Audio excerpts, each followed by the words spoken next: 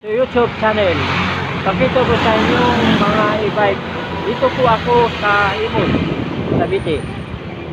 Yan, ito po ang mga unit nila. Itong unit nila dito. Yan.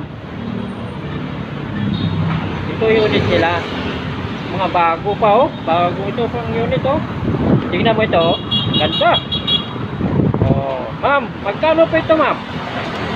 Dito po sir sa H1 po, nasa 35,000 po, cash basis po. Sa cash 31 ah? 35 po. 35 Cash basis. K.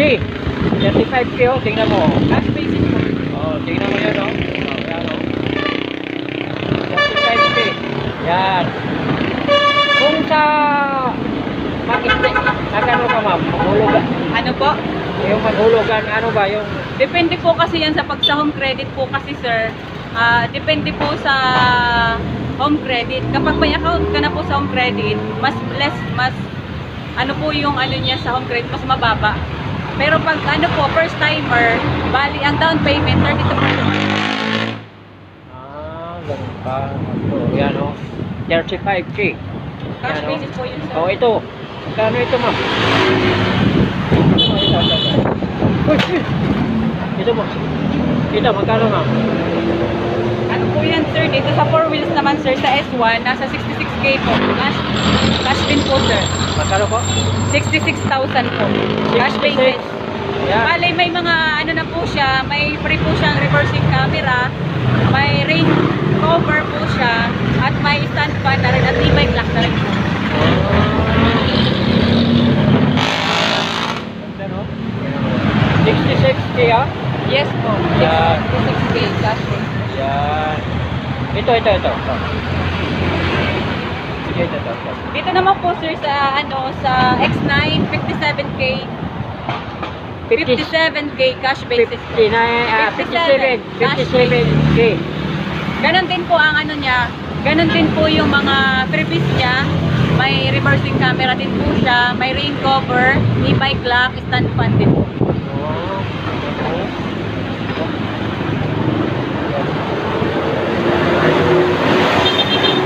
Dito tayo sa loob.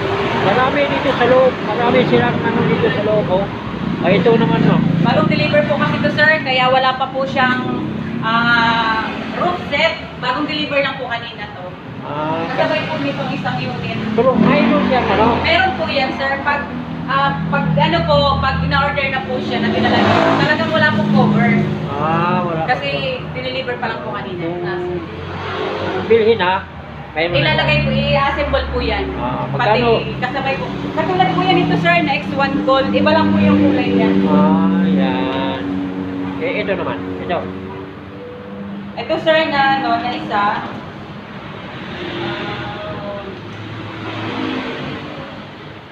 Ano po ito? X8 po. Pag cash basis po, 50,000. 50,000? Yes. Ay, 15K. Tignan mo. 15K oh. 50. Oh, 15K. Cash basis rin po yun. Yan. Ganda. Ito yung mga isa. Opo. Ang kagandahan kasi sir nito sa Unislan, maganda po yung quality niya, pati yung mga gulong tubeless na rin po.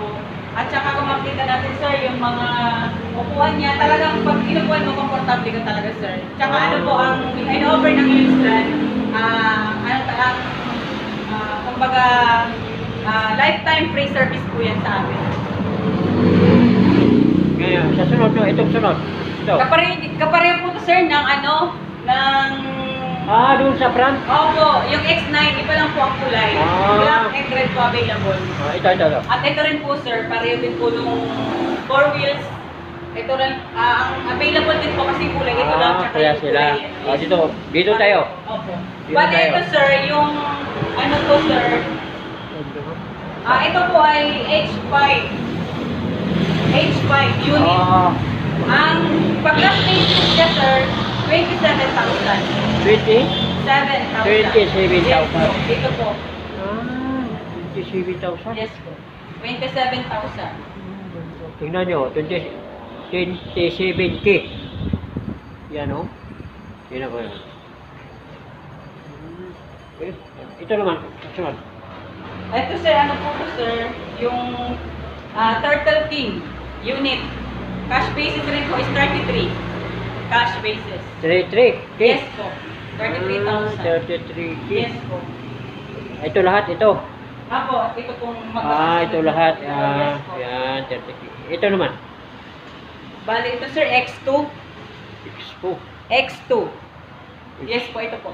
46,000. Cash basis din po ito. 46K. Yes po. 46K. May mga kasama na rin po kasi siyang rain cover din po, standby, e-bike lang. Yun po ang previous niya rin po. Pareho po ito, ang dalawa X2. Ay, dalawa pras lang sila. Pareho po yung X2. Tsaka ito kapareho niya rin po yung nandoon sa dulo. Sa dulo. Opo. Baka yung isa doon. Iba lang ang kulay. Dulo. Ito din po yung dalawa. Ay, ito po, pareho din po ng isa doon. Bali, tatlong kulay ang available. Dito pala yung Yes po. Oh, mag-invite ka, ma'am. Ano po? Mag-invite ka. Ayan po, sa mga gusto pong mag-inquire, dito po sa Yuns Lantimos, ito po ay located at 1170 Aguinaldo Highway, Bayan Luma 7, Imus, Cavite po. Near at Robinson po. Thank you po. Hanggang dito na po ako.